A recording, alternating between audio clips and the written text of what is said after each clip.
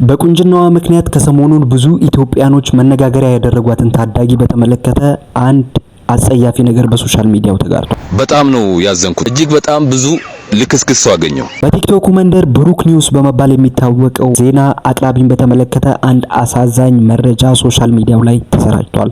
ይሄ ነገር ምንድነው? ሰላም ውድ ቤተሰቦቼ፣ ይህ ቻናል ወቅታዊ ቁም ነገር አዘልና አዝናኝ መረጃዎች የሚጋሩበት ቻናል ነው። በመጀመሪያ ቪዲዮን ከመጀመራችን በፊት የዛሬው ቪዲዮ ከ18 ዓመት በታች የሆናችሁ ሰዎችን እናንተን ስለማይመለከት ቪዲዮን እንድታሳልፉ ተመክራችኋለሁ። በቁንጅናዋ ምክንያት ኢትዮጵያኖችን ከዳር እስከ ዳር እያነጋገረች የምትገኘው ታዳጊዋ ኤልሳቤጥ ደስታ በካሜራ እይታ ውስጥ ገብታ ወደ ሶሻል ሚዲያው ብቅ ማለት የቻለችው ምስክር ከበደ በተባለ ፎቶግራፈር አማካኝነት ነው። ፎቶግራፈሩ ስለ ታዳጊዋ ሲናገር ከቀናት በፊት ጉዞ አድዋ ሃይኪንግ ከተባለ የጉዞ ቡድን አባላት ጋራ ወደ ካምባታ አመራን። በሀደሮ ጡንጦ ወረዳ እንደደረስን አንዲት የስድስተኛ ክፍል ተማሪ የሆነች ኤልሳቤጥ የምትባል ታዳጊን አገኘው። ውበቷ ላይን የሚማርክ ስለነበረ ፎቶ ላነሳት ተነሳሳው። እኔ ያነሳሁት ፎቶ በአይን የሚማርክ ውበቷን በካሜራዬ ውስጥ ለማስቀረት እንጂ የአንዲት ታዳጊን የሚቀይር ፎቶ ይሆናል ብዬ በጭራሽ አላሰብኩትም ይለናል።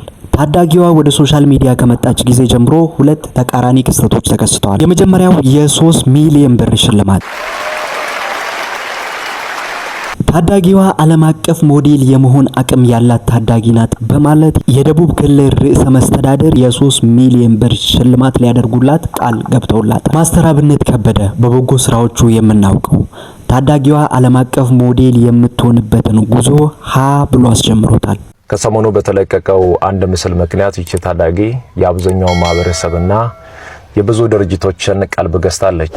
በዚህ በጎ አጋጣሚ የስራ ዕድል አግኝታ ህይወቷን መቀየር እንድትችልና ችሎታዋን አሳይታ ሀገሯን በዓለም እንድታስጠራ እኛም ያቅማችንን ለማድረግ ዛሬ ከትውልድ ቦታዋ ከቤተሰቦቿ ጋር ተነጋግረን ወደ አዲስ አበባ ይዘናት እየመጣን ነው። ታዳጊዋን በተመለከተ ማናችንም መስማትም ሆነ ማየት የማንወደው አንድ ክብረነክ የሆነ ነገር ሶሻል ሚዲያው ላይ ተጋርቷል። በጣም ነው ያዘንኩት። ከዚህ ከምትመለከቷት የዚህ ሰሞን አጀንዳ ከሆነችው ቆንጆ ከተባለችው ከዚህች ህጻን ልጅ ጋር በተገናኘ ብዙዎቻችሁ ከቁንጅናዋ ጋር በተገናኘ ቪዲዮ ሲሰሩ አይቻለሁ።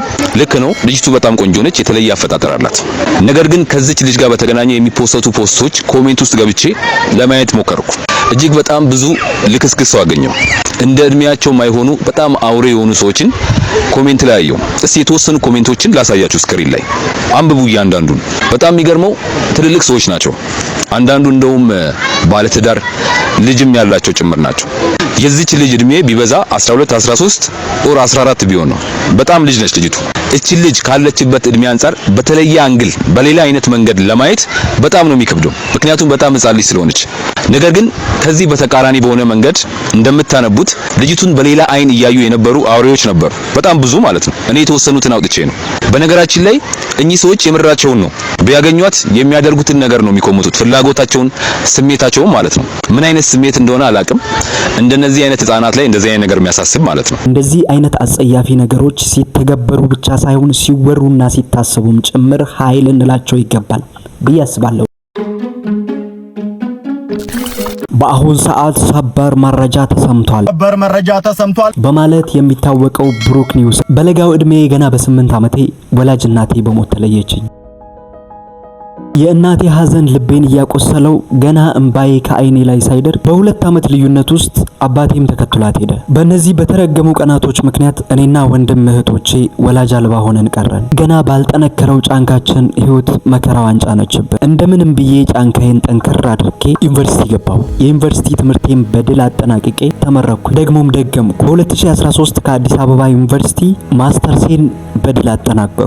የመቱት እንደሚጠነክረው ሚስማር ሁሉ የፈተና ብዛት ጥንካሬ ሆኖኝ ከአካዳሚክ ህይወቴ ጎን ለጎን ለ5 ተከታታይ ዓመታት በሶሻል ሚዲያው ላይ የራሴን አሻራ ሳሳርፍ ቆየው። እነዛን የመከራ ቀናት ሁሉ አልፌ የአድቨርታይዚንግ ድርጅት ለማቋቋም በቃሁ። እኔም ወንድምና እህቶቼም በብዙ ተፈትነናል፣ ወደፊትም እንፈተናለን፣ ግን እናልፈዋለን። ለዚህ ሁሉ መድኃኔዓለም ክብሩን ይውሰድ ይለናል ብሩክ ኒውስ 32ኛ ዓመቱን ባከበረበት የልደት ቀኑ። እኛም መልካም ልደት ብለናል። በአጠቃላይ በቪዲዮ ዙሪያ ያላችሁን ሐሳብ አስተያየታችሁን ከታች ኮሜንት ሴክሽን ስር ማስቀመጡን እንዳትዘነጉ። በሚቀጥለው አዲስና አነጋጋሪ ጉዳይ ደግሞ እስከምንገናኝ ድረስ መልካም ቆይታ ተመኘው። ሰላም ለሀገራችን።